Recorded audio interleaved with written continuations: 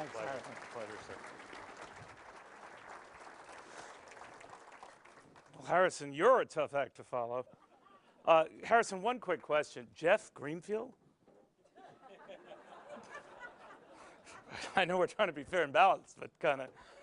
Whoa, okay. By the way, I brought no market carnage with me today. I think the Dow barely budged, so I might have broken the jinx here. But something went wrong. I tried to do my show out of your fine city today, and there was a snafu. We weren't able to do it, but we were able to tape some interviews, and away we went. But it is an honor, seriously, to be here. And when I spoke to Harrison and Philip right away, even on the phone, it was like talking to family. It really was. Because I think if my dad were alive, he would look at me addressing this group and immediately say, what the heck are you addressing this group for? My father had very limited expectations for me in college. That might strike some of you as a bit of a shocker. But he was Italian-born, and my mother was Irish-born. They were both immigrants, legal immigrants. But my dad, as I was beginning to embark on my career, because his only challenge for me in college was, Neil, could you put a number in front of the decimal point in the cumulative average? It would kind of help me with your mother. But he would always say, years later, before he passed away and he'd see me on TV, he says, you know, Neely boy, is this a great country or what? You giving financial advice. And I said, well, Dad, what do you, if I get in a bind with guests, what do you recommend? What do you think? Because he was, you know, he was not a well-schooled person, but he had good common sense. But he says, oh, you always get him with this one, Neil. Buy low, sell high. You know, I've actually done that on air, and people nod their head. You know, like, I could do your job, Harrison, very easily. But the one thing that I love about what I do now is not only do I get to talk to great people like you, but when I was talking to Harrison and Philip and realized this is not only a great crowd, you are my demographic. I mean, this is a well-heeled group. I love people like you. Because Bill O'Reilly, we're close friends and all, but he always says, Cavuto, I'm the king. You know, he always refers himself in the third person, which is kind of weird, but it's okay. But he always says, you know, I have more viewers than anyone. And I point out, well, you do, Bill. You have a lot of trailer parks. My viewers own them. It's a joke. It's a little joke. But the one thing, all kidding aside, that I've learned, not only from my own life experiences and what I come to think of just the opportunity of just living. You know, Harrison and Philip, you know, have mentioned, I know in my bio, I don't hide this fact that I've had diseases. I tend to collect them. I don't do that for your sympathy. Although you don't like the speech, do blame the MS. It's not. But the whole Jeff Greenfield thing just sort of unnerved me. But I think one of the things I've learned with a disease, not to bring you down and all, is life is fleeting. Moments are fleeting. So sometimes there's great wisdom to be learned stepping back. And I don't know about you, but I see a lot of nutty things, and it has nothing to do with illness. It has everything to do with how cockamamie the world is getting. And the reality of seeing those earnings that Harrison pointed out, and the weird reality of how we're so down these days. I mean, the world has become my mother-in-law.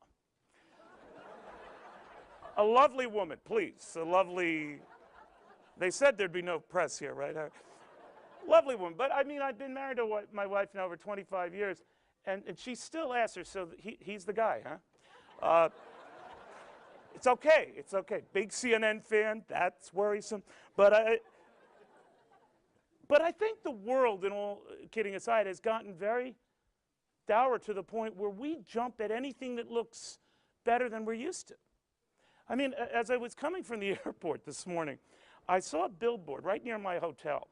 And by the way, Harrison, charging the hotel by the hour, that was a neat idea. I thought Cut back on costs, you're right on charge. I want to talk to your dad about that. But anyway, this was the billboard. It cracked me up. It was a Delta billboard. It said, first bag free on Delta. And I'm thinking to myself, since when has it become a big deal if they don't charge you for the first bag? Well, because in our world today, they're nickel and diming you for everything. First bag, if your seat's on the aisle, if you have 1 more inch than the guy next to you. We're grateful for a billboard that says, Delta, first bag free, come here. But it got me thinking, because do you remember what happened a week ago tomorrow? What contributed to the rise that day? It started, this is true, with a better than expected jobless claims report.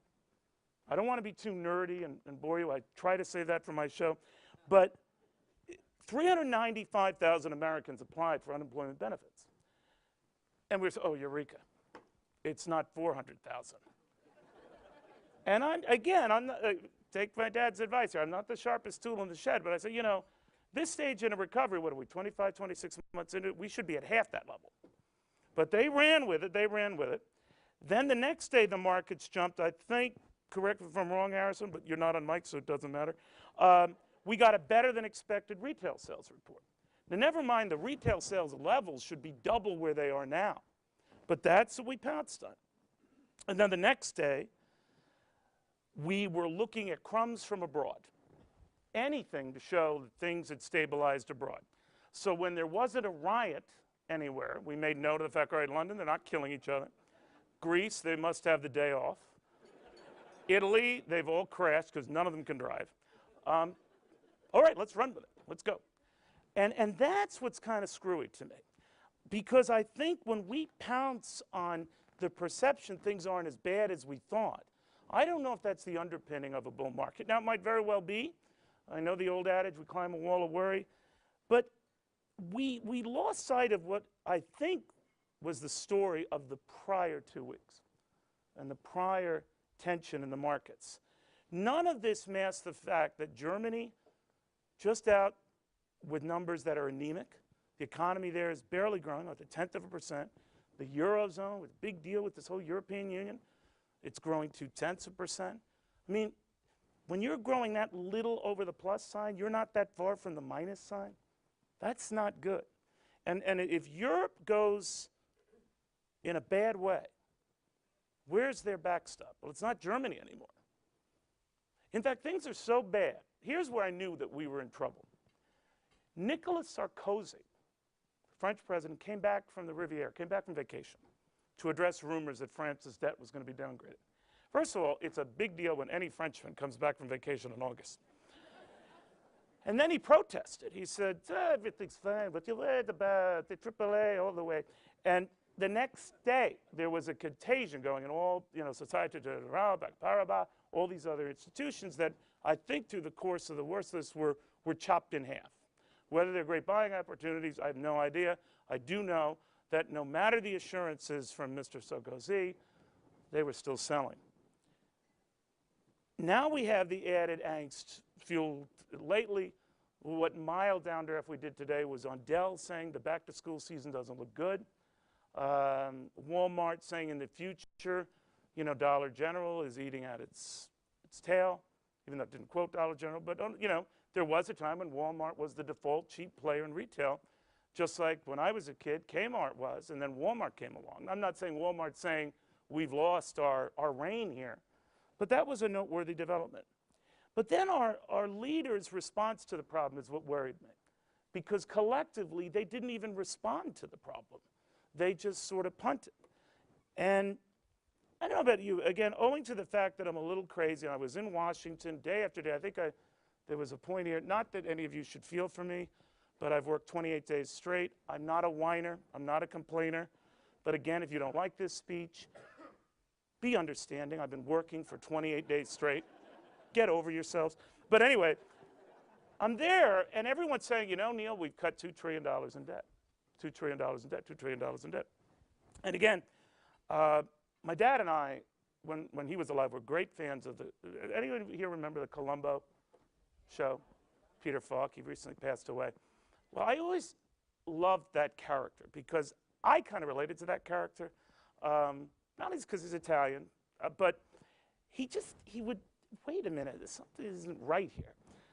So they're bragging about cutting $2 trillion in 10 years.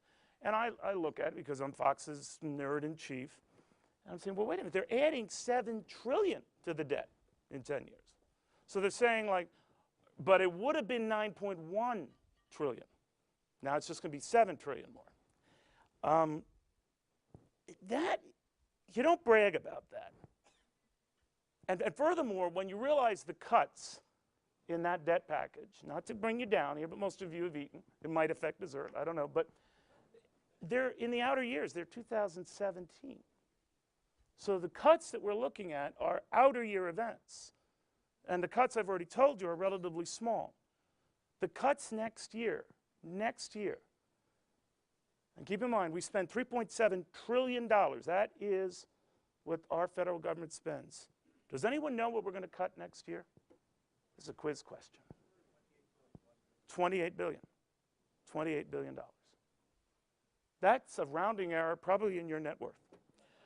And think of that. I want you to think of that. And they've got this 10-year plan, and the serious cuts come 7 years. I don't know about you. I'm not sure what I'm going to have for breakfast tomorrow morning. And they're making plans for 10 years out.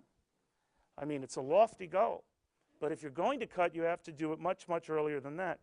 And then they sort of address problems by renaming problems. I mean, there's talk that they want to refuel the housing market, the mortgage industry, by essentially shuffling the players around. We're going to have part of the president's plan after Labor Day, so we have to get right on this. But I always like, right after my vacation, I'm on it. Both sides do this, by the way. But anyway, one of the plans is to redo the mortgage industry help and maybe get rid of Fannie Mae and Freddie Mac, but not really get rid of them. Rename them. Rename them. So I'm thinking Fannie and Freddie, what do we call them, frick and frack now? I don't know. We're going to rename them. That's going to make a difference. And I'm thinking this is the same day and age that we don't call tax increases. They're revenue enhancements. All of a sudden now we have stimulus that is called an initiative, because stimulus has a bad image issue. And then I'm thinking to myself, when have I seen this done before? Does anyone remember ValueJet? It crashed in the Everglades, had a horrible crash, I think in '96 in the Everglades. It was such a stigma for the airline. It wasn't fair, but it was such a stigma for the airline. They merged with a smaller carrier called AirTran. I think they're still AirTran to this day. But you never got over the name change. You know, Kentucky Fried Chicken with KFC, I'll give them that one. I think, all right, well, it's working. It's still, we all know, by the way, KFC, it's fried chicken. All right, but we'll give you that if you thought the fried thing was upsetting people. But I've started to calling myself calorically challenged. Sell that. It's ridiculous. And I think what happens is we lose sight of the fact that real numbers matter. Real statistics that aren't invented or created out of nowhere matter. When I started out in this business, it was jobs. How many jobs were added or subtracted from the economy? Not jobs created or jobs magically appearing out of thin air. Or if it were sunny out, these jobs would have been X amount. We've just created whole new math and whole new numbers to address the world we see. And it's crazy. I remember covering the internet boom in the mid to late 90s with Bill Clinton as president. And I talked to a lot of these kids. And they were kids at the time. They really were. And they were billionaires. Some of them were billionaires on paper.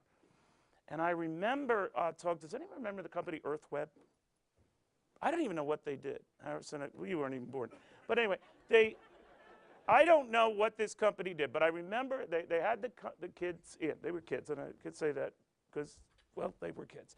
And I think the one guy wasn't even shaving. But they met with me and said, well, you guys aren't making any money. So, well, you know, Mr. Cavuto, I did like that part. it's not about earnings. It's about promise. You're investing on promise. I can remember my dad who would just say, well, they got to make money. They got to make money. And they weren't making money, but they were selling a good story about promise and potential. And don't get me wrong, I think there are a lot of good stories to be made of the promise of investing into technology.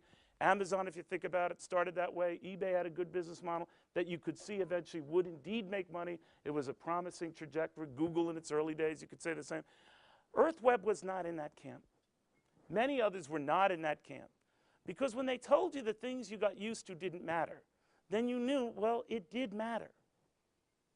Things don't change. When people tell you it's different this time, trust me, it never is. There are different cast of characters, a different boom, you know, a different fad. But the situation really, really doesn't change. So we say things that don't make sense because we're now talking about potential in the economy, the great potential for jobs that are there. Had it not been for stimulus, had it not been for the government spending, we would have been a lot worse off. It's like trying to prove a negative. And I've talked to administration officials, and they've always said, well, you know, thank God for that, because we'd be looking at 20% unemployment. How would you know? How would you know? I'd love to enter like a Wayne's World kind of Saturday Night Live thing and just go back in time and just say, all right, look at this, it's not 20% at all. But we accept that, which I do find ironic these days, because in the news, you hear how we have to be careful with our words, and we have to be very careful what we say, and everyone's jumping ugly on, I guess, Texas Governor Rick Perry, because he said the Fed's behavior would be treasonous, you know, printing money and all of that. And it came from a president who said in the middle of the free fall that we want to pass a debt bill because we don't want to default. We're going to default. I'm not going to pay Social Security. So that's okay. Saying something like that, that really does light a bomb, by the way, versus Rick Perry saying, well, even Texas, this is what we do. First of all, you give wide latitude to Texans. For some reason, they talk like that. But I mean, anyway, one wants to be president, the other is president. One accepts sort of explosive commentary as inappropriate, and one just keeps making the commentary. So that's neither here nor there. But I want you to think about, well, is that fair? Is that balanced? Is everyone jumping ugly on Rick Perry for making an innocuous comment about the Federal Reserve and whether its policies are wise, worse than those in power presently going overboard and either calling Tea Partiers terrorists and then disavowing the remark, or saying some group is holding the budget process hostage because they want to stop spending, but the other group that wants to keep spending isn't holding it hostage? That's not fair. That's not balanced, folks. And you don't have to watch CNN to determine that. Now, the only other issue I want to go into here, because Harrison mentioned to Warren Buffett, besides saying that it's a great buying opportunity for him, and believe me, who am I to question the sage? I'm just an Italian stooge. But the one thing that really bothered me this week was his column or editorial in the New York Times. Surprised that it was the New York Times. But he bemoaned the fact that he only pays about 17% of taxes, most of it the 15% cap gains rate, and that he should pay more. The rich should pay more. And I'm thinking, all right, well, he's a billionaire. If he's that hot to trot to pay taxes, God bless him, but just write a check.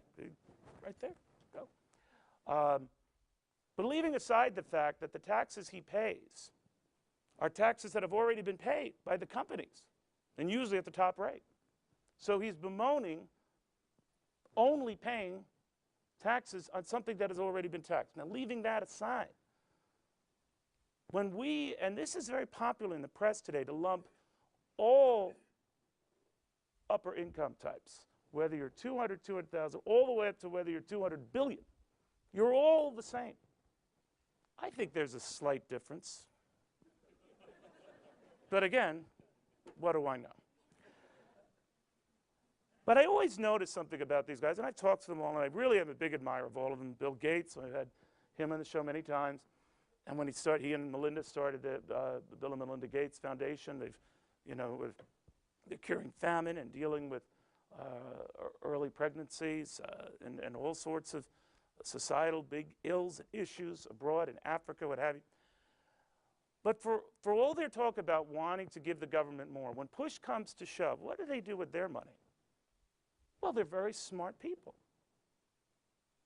Warren Buffett gives it to Bill and Melinda Gates. Bill and Melinda Gates give it to Bill and Melinda Gates to deal with these issues because they know that is a very efficient and surgical strike at a problem with a lot of money that probably couldn't be done by the government. And they know it. John Huntsman Sr. in Utah. I've had him on the show many times. He's a billionaire who wants to leave this world without a penny. Can you imagine how that went over with his 10 kids on Thanksgiving? Hey, guys, now that you've all eaten, here's what Pop is thinking. But anyway, when he wants to give it to his cancer foundation, very admirable, and he wants to give back, but they don't give it to just the IRS. They find a more productive means, and that's why I'm just saying, it would be like me telling you, well, as you've probably imagined, I'm running a chain of Bally's fitness centers. You would just say, you know, Neil, no offense, you're not quite the guy to do that. Maybe Applebee's, but. So when I hear them lecturing on where we should do, put your money where your mouth is. Do what you're going to say. Now, if Warren Buffett were all of a sudden to write a check for $10 billion and give it to, I would say, well, you know, he's eating his own pudding or smoking his own whatever, but he's doing it. So you can't lecture people about what their responsibilities are and not do it yourself. And you can't make summary judgments for people who are barely making it and say that they're equated with billionaires. Now, I know in that editorial he talked about maybe we should start at $1 million, maybe we should have 2 million. Or maybe we should turn it around and say, maybe the issue isn't taxing people more for a crappy product. Maybe it's addressing the underlying crappy product before we charge more for it. And I think that's what's forgotten in this left-right debate. In all of these days, I've been covering this saga from the debt to the market meltdown. The one thing that comes up in all the idiocies I've heard, on the right and the left, is this issue of fairness. It is only fair to have the rich pay more. They've got to do more. So I had a Democratic congressman on. I said, well, while we're on this fairness thing, Congressman, what about the 51% of eligible American tax households that pay no income taxes at all? Now, I know there are genuinely some hardship cases, and I know between credits you get at a low income level and everything, it ends up you don't pay taxes, but you can't tell me that's 51% of the American people.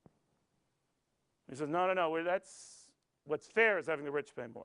You can't get people engaged in the game if everyone doesn't have skin in the game. I'm not saying you tax those who can ill afford it at the high rate. Maybe a low rate. But I don't know how it's been for you guys. If you go out with a rich person, and the rich person says, I'm going to pick up the tab. If you're like me, you say, okay, I'm going to order 2 appetizers. Furthermore, I'm going to bitch about the tip the guy left, because I'm not paying for it. And that's what happens. We get to this societal view of things where we just expect it. You don't even deserve it. And you're complaining about the service and demanding that the people who are footing the bill for that service pay more because you want more of that service. This is the gist. I was over in London for some of the riots. And a lot of these rioters, this is true, and not all of them, not all of them, have come from households where they haven't worked since the early Tony Blair years. And I found that incredible. How could that be? Well, it's like this, Neil. When Blair came in, he started this work relief, this is true, work relief program. Mom and Dad got it. And then the more children they had, the more they got it. Wham, bam, thank you, ma'am. That's who we are 20 years later. It's incredible. But you see what happens is, and then when you tell those people, we can't keep doing this. We can't keep sending these checks out. You're going to have to get a job. Well, in Italy, that I saw. That doesn't go well. Scusi? Jabo? I'm not making a summary jump that all of this can be boiled down to that, but a lot of it can. And a lot of our world's ills, and a lot of the worker unrest you see, and a lot of what you saw in Wisconsin, and a lot of what you see in London, and in Paris, and the Molotov cocktails being thrown in Athens. The common thread is this: governments have to cut back. People who have enjoyed cradle-to-grave comforts are being told they have to give a little back. And so in France, when they were informed, you can't retire at 52, we're going to push it up to 54, they just said, what? It's weird. I just think it's weird. And we get it wrong when we then say people who wake up and find that unusual are themselves unusual. I read a lot of all different types, of all political ilk. And one of my favorite on the left, because he's a very good writer, a little crazy, but a very good writer, is Eugene Robinson. And he wrote of this whole Perry phenomenon in the Iowa straw poll, and I hope I got this quoted correctly. The emergence of Bachmann and Perry as Romney's chief rivals has shifted the contest sharply to the right. But here's the quote that really got me as I'm reading this, because I was actually reading this morning. I was on the plane, and I'm shouting in my seat. Not just because I knew the hotel he had booked me in was an hourly one, but it was this. This may fire up the Republican base, but it may also turn off independents. And you see, the Columbo in me remembered something I'd read in 1980. So I got back to my hotel room, you know, when it wasn't on the hour. And it was a nice hotel, I'm kidding. And I remember this line, New York Times, columnist. Ronald Reagan wows a hardcore core, but he will never win over the electoral apple because his fiery minions on the right are far from the middle and now. This was at the time Ronald Reagan had just lost the Iowa caucuses. George Bush Sr. had emerged as sort of like, remember, got the big mo, all of that. And the Carter people, you know, Harrison mentioned, I was a Carter intern and fellow. Please don't hold it against me. He was a very nice guy, very nice guy. But I can remember there, not that I was privy to any, because I really just got coffee for Jody Powell. Let's not make a big deal of it. But I can remember they were really afraid of George Bush Sr. because he was a moderate, and he could bring in a larger base. And they thought, oh, please, please, let Reagan win, because we can annihilate this stupid cowboy actor. He's such an idiot. We can pounce all over him. Remember the New York Times then. Remember Eugene Robinson now. Now, I'm not saying Michelle Bachmann is the next president. I'm not saying Governor Perry is the next president. I will say this. If the media is laughing at them, favor the odds for them. It looks good. It looks good. Here's another review. I want to see how sharp you guys are, because it's a pretty sharp crowd.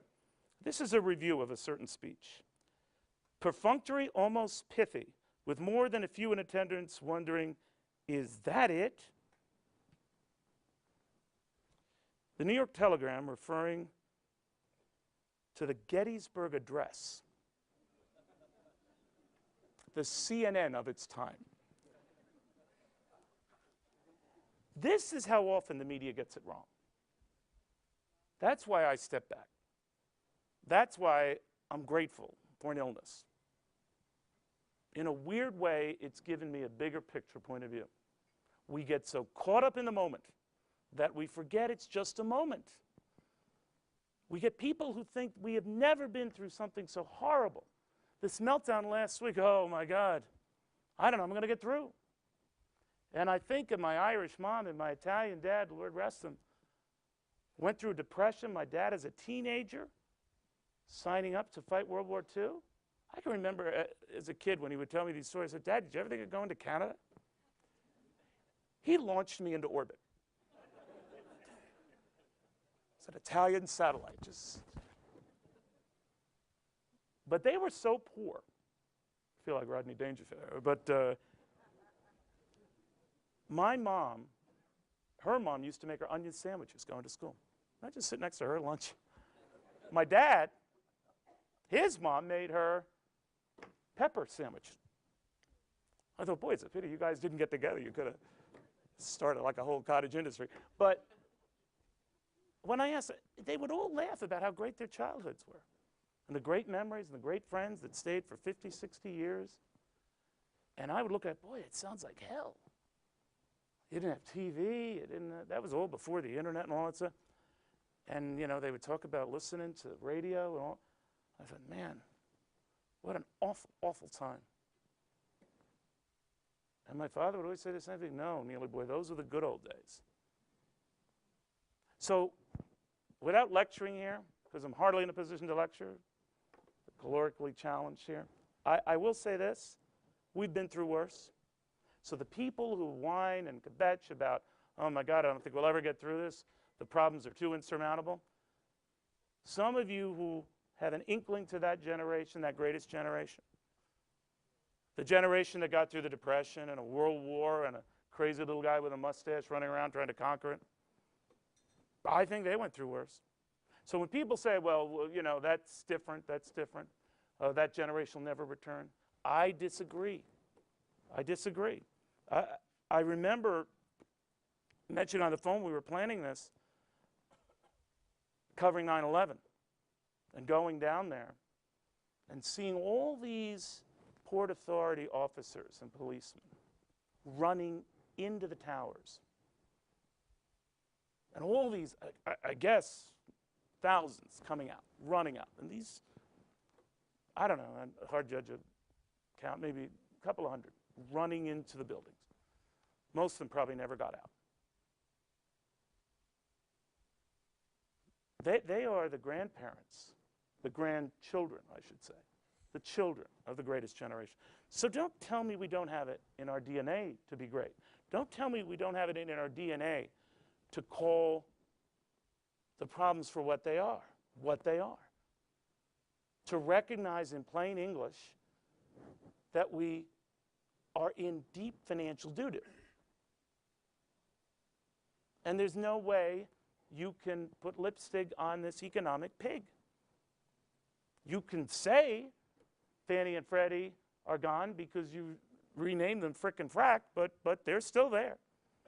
You can say when you want to raise taxes, you're not raising taxes because they're revenue enhancements. You're raising taxes. You can willy-nilly use the term cut in spending and people assume you're cutting spending when in fact you're barely curtailing the growth in spending. If I serve no other purpose at all, guys, just reminding people of some basic facts, then this not necessarily Mensa material anchor has served a purpose. And I've done my job. And it's probably the reason why, well, I beat my competition combined. But enough about me. Back to me. I want to end here, and I want to open up the questions. Look at the world not as the media presents it to you with the generalities. The one thing I always tell my staff, and the one thing I always tell people at Fox, what is everyone saying? Go the other way. Just explore the other way. Fox became a success, not on this whole right-left issue. It gets tiresome. I just want to move the ball forward. I want to hear both sides, but I want to hold both sides accountable. So if Republicans say that they're very serious about this, but they're not coming back from vacation, I'll hold John Boehner accountable. Why aren't you coming back from vacation? Then you're lecturing the president for going to Martha's Vineyard. There are a lot of days inns in Martha's Vineyard right around the area. Go meet there. I don't care the venue. Meet there. Solve it there. So I have no axe to grind in this outside of saying, when everyone gives you a line, stop the line and stop the lying with the line. If you think about it, we owe our ancestors that. They've been through a hell of a lot worse. I heard the president comparing himself to Abraham Lincoln. And I'm thinking to myself, I knew Abraham Lincoln. Abraham Lincoln was, well, not a friend of mine, but someone I looked up to. You might yet, but not yet, be Abraham Lincoln. Not yet. So I'm not taking anything away from the pressures of that office. I've seen so many presidents, different stripes, backgrounds, politics. I know what that office does to you. I could see what happens. You get a martyr complex and all this, but eventually you have to stop blaming. You have to stop saying what I inherit. I keep telling people it's the MS, it's the steroids. If without them, I'd be svelte. But eventually, when they catch me at the drive-thru at McDonald's, they say, well, you said it was the, forget it. So we have to get past the blame. You know, the Republicans do it, the Democrats do it, they all talk a good game, but we as a people, we pay the bills. We are responsible for what happens in this country. If you don't like what you see, say something. If you don't buy the math, say something. All I know is the country has responded to a lot of the things that we've tried to do in our own little way at Fox by just explaining things, never with big words because I don't know them, never with some vague economic terminology because I don't understand it. It's money in, it's money out. There's a lot more money going out than is coming in. That's generally not good. If any of you ran your businesses that way for an extended period of time, well, you wouldn't be in business. But the government can. But the difference now is that it is in hyperdrive. It is in overdrive. I believe enough in this country to know that we can get through this by thinking positively. Take it from someone, I've seen some things and some unfortunate things, but I love each day I live. I love each challenge I face. And I'm as crazy now as I was as a young guy. And I mentioned to Harrison, not to bore you, I was in my 40s and my wife and I decided to adopt 2 little boys from Texas. They were 2 and 3. Picture Al-Qaeda in pajamas. And a lot of people said to me, seriously, a lot of people said to us, you know, my wife and I were in our 40s, you know, our daughter had just, you know, gone off to college. I said, what are you thinking? You're free, and what are you adopting these boys? And I've asked myself that question a lot since, but enough of that. But as I told Harrison and Philip, one of the things I thought is, I'm crazy enough to not be uniform enough to think of what someone should do for their age or for their predicament or for their position. And they're the best thing that ever happened. So I look at these 2 little guys and the world they'll take over. And for them, I say, this must stop. This has got to stop. My youngest son had a great view of this situation. First of all, he watches Fox a little too much. He'll watch me, but he's not really interested in me. He says, you don't yell like the others. He misses Glenn Beck. He liked that time he dressed as Moses, and he had just studied Moses, so it was like kind of a moment. But that's what we are. You are never too old to be crazy enough to look forward to the future. Your situation is never too dire to be jazzed by the potential. Take it from someone who stumbled through college and whose father had some faith that he could make something of himself. I still remember to this day my Irish mom saying, what exactly do you think little Neil will do? And my father had a great response. Whatever the hell he wants. That was the greatest generation. Because if people like that could have hope for a kid like me, we have a chance. And you have a chance. Thank you very, very much.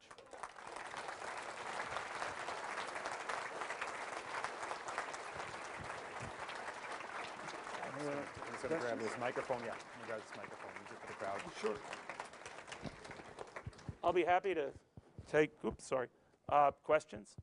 Hey, by the way, were you hearing me? I just realized that. Okay.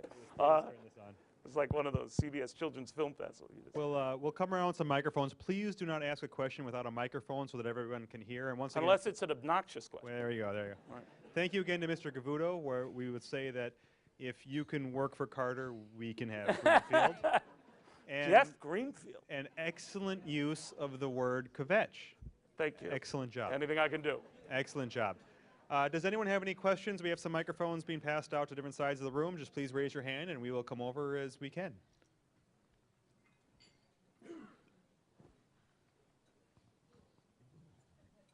Clearly all mesmerized, I can understand.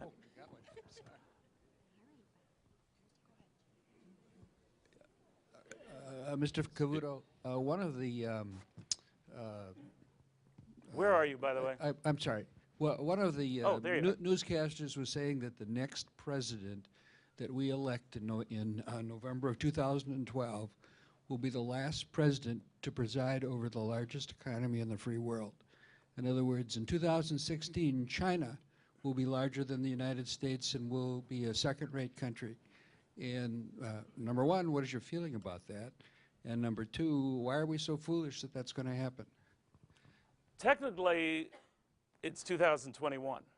I mean, that's the magic year. That if you look at the GDP growth and the aggregate GDP, that's the magic year they say that China passes us. So you might just get through one more election before we all tumble. But I don't think that's necessarily the case. I think that if you look at China, and people should remember, yes, China owns a lot of our debt, but does anyone know why they own a lot of our debt? Because we buy a lot of their stuff. It's a two-way street. We buy a lot of their, you remember the toys that were poisoning our kids, or the paint? We buy a lot of their pet food that kills our cats and dogs. So I would just say, you know, being Italian, I would just say, hey, you know, you do that, I do this. So I'm just saying, we forget that China's in the position that we don't have to be on defense. I'm not saying you play the global diplomacy world like that, but I do think you remind people, China, you're in the position you are because we buy a lot of your stuff. So if things are really bad and we stop buying a lot of your stuff, you're one, you know, factory town rebellion away from panic. And there's a lot that we don't know that's going on there.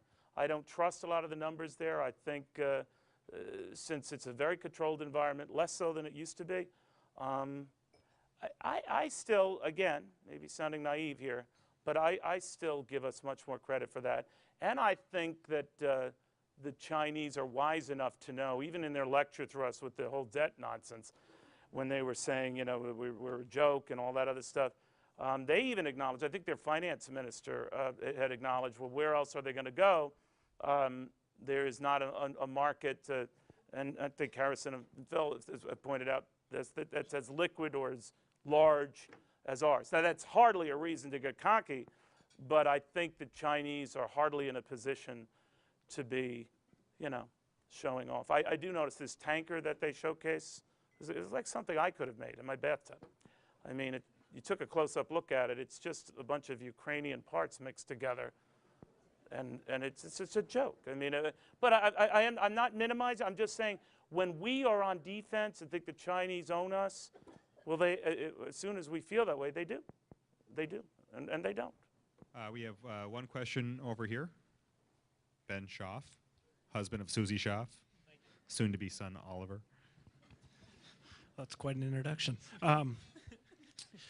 My question is more a political question. Do you foresee in the next, 3 election cycles that there could be a scenario where a third party or independent candidate, as they like to refer to themselves, could actually win the presidency, knowing it's as much as a fundraising, type activity as it is about their actual stance on political activities? I do. I think, there is a great deal of friction with the choices that are left with us within the typical Republican Party and the Democratic Party. You hear about the Tea Party and all, but that's just an illustration, I think, of the frustration with both parties, because a lot of people forget the Tea Party was actually born in the latter Bush years. It's true, with the bailouts, of the financial bailouts in 2008. And they were just saying, what are we doing? You know, and they got a little annoyed. They came to full fruition, obviously, in the Obama years. It's not quite this vast Republican institution. And the proof of that is how they're turning on Republicans. So a long-winded answer is, yeah, I could see a third party on it. It is, as you surmise, a very tough road. I mean, think of Ross Perot in 1992 getting 19% of the vote, but not a single electoral vote. It's very, very tough. But a well-financed third-party candidate, let's say someone who worked very early on it, amassed the names. You have to go through hoops to go through this process. They could make a credible run.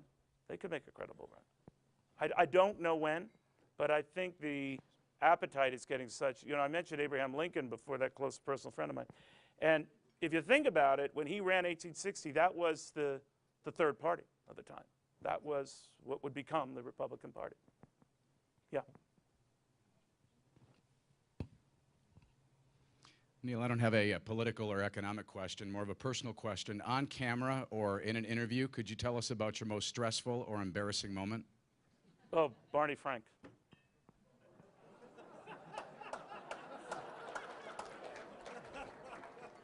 Bar none.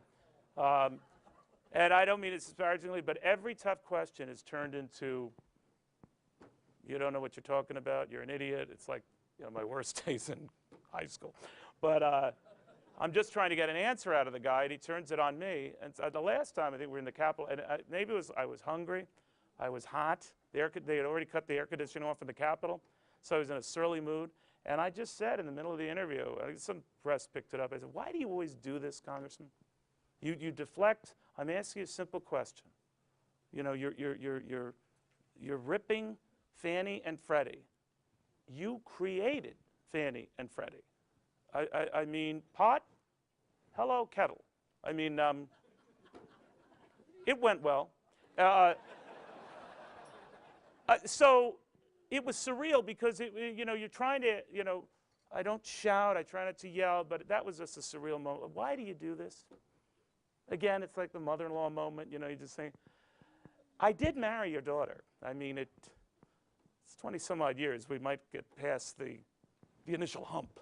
You know, but I mean, it just drove me nuts. It just drove me nuts. But that's easily, I guess the 5 interviews I've had with Barney would be the top 5. Barney. I'd have had more progress interviewing Barney, the purple dinosaur. But no, but go ahead.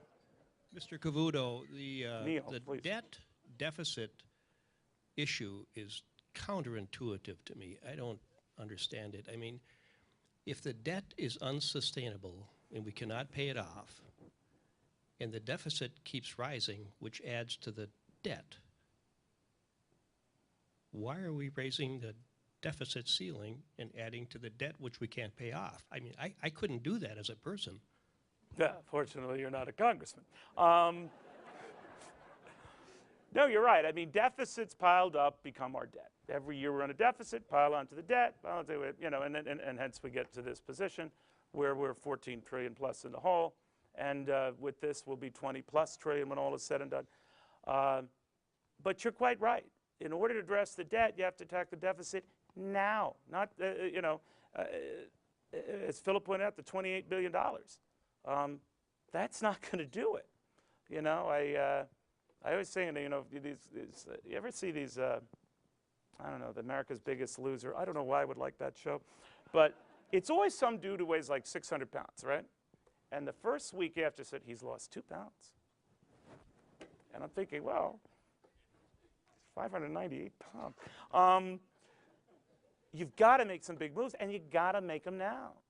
But what we're doing with this is we're saying, well, I would have been 700 pounds if I didn't take this action. Now I'm 650 pounds, so please, a round of applause. No. But you hit the nail on the head. In order to address it, you have to address it now.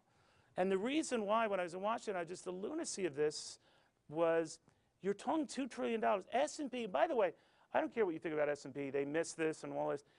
We always do this in this country. We shoot the messenger. Everyone's after S&P. Oh, well, a fine judge of that they are. And then the people say, the U.S. will never default on its credit. They knew that. And I said, because we can always print money. Well, It's a hell of a thing to fall back on and just say, see, we deserve a AAA because we could just print our way out of it. And the S&P folks finally just had the gumption to say, you know, come on, the emperor has no clothes. And I think, to your point, that looking at the deficit first, yeah, that's the start. You're quite right, to address the debt. But when you're talking, here's the point, they're talking about addressing the deficits in 2017 with this plan. 2017. You know, I mean, those little guys of mine are going to be looking at colleges, hopefully public schools at that time. But I mean, it's totally nonsensical. So if someone's going to beat Obama, how is he or she going to do it? And secondly, do you think Chris Christie's going to jump into the race? I think Obama's going to be very hard to beat. Because say what you will of him, and I covered his campaign very closely, he is a very good speaker. He's very smooth. And he's got the media in love with him. And I think we need, obviously Republicans need to nominate somebody. So they have someone to rally around. I don't know who that's going to be. I don't think Chris Christie is going to enter the race, although he could. That could be big for big white males everywhere. I mean, holy cow. But I mean, and I love the guy. He's a neighbor of mine. He really is. He's a wonderful guy. He means what he says. He really doesn't care if he's not reelected. He just doesn't care. People find that hard to believe.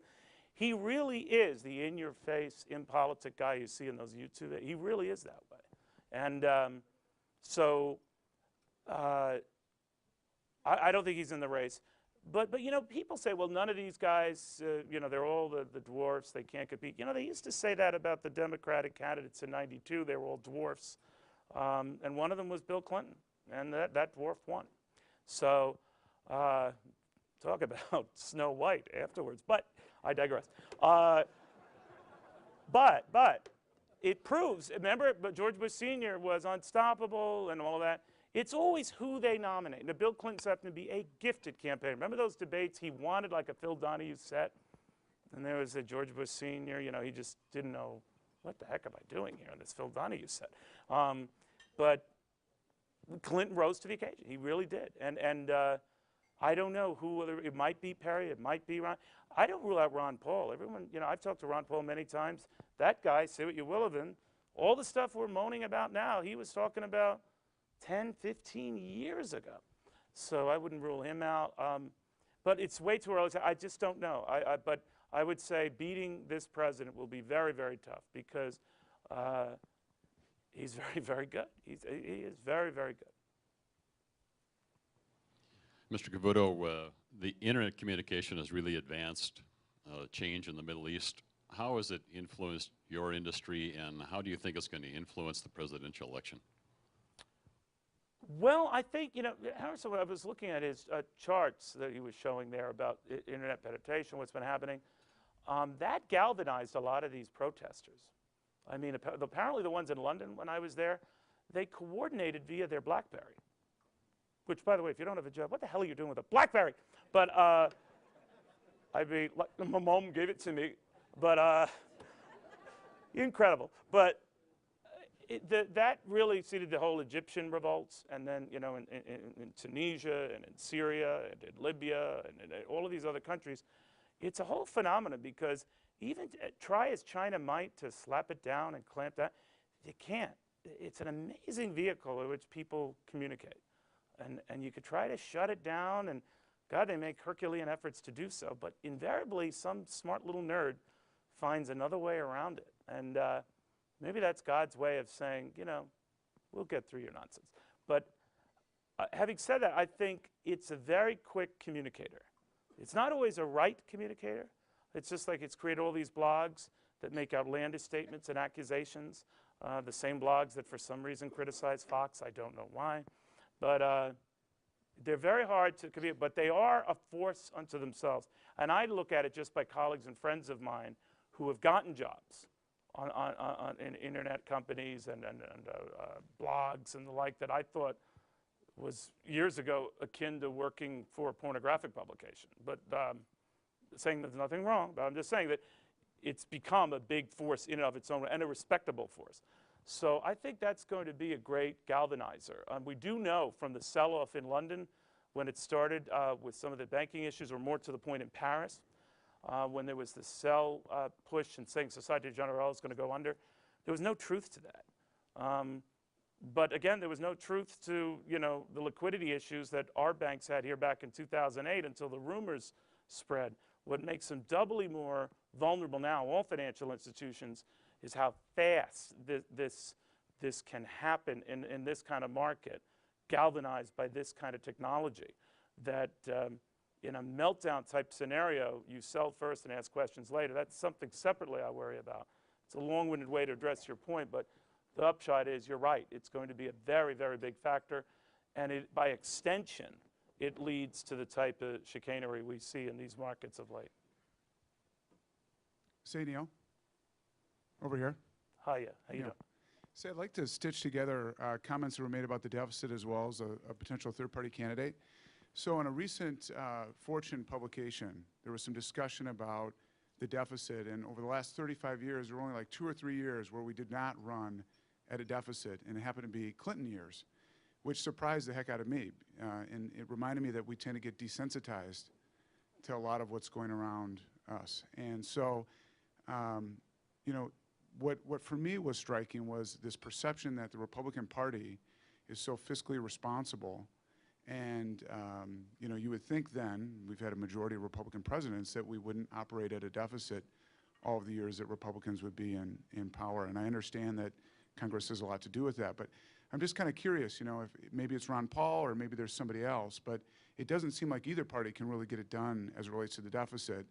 And so I'm sort of stitching together these two comments. And I'd be curious how you feel about all that. And I don't know how credible Fortune is, but you know, the articles seem to be pretty Apparently credible. more than Businessweek.